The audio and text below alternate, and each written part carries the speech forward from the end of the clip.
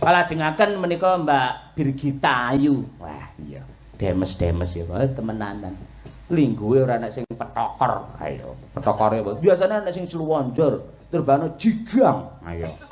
Madang karo sawangan kaya ngono kuwi, demes-demes.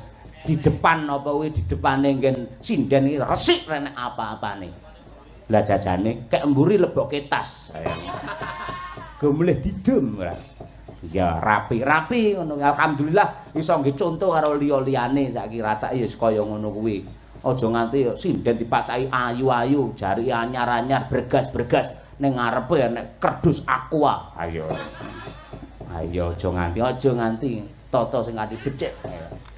Mbak Birgita Ayu Setiani sarjana seni menika saking Kediri ingkang minangka pamungkasing Pasiban menika Mbak Winong Nawangsih. Jan bareng gawe kacamata anak warna baru. Iya. Kaya ngono buka sih biasanya anggar pengen warna baru ya macak anggi bidan barang. Ayo.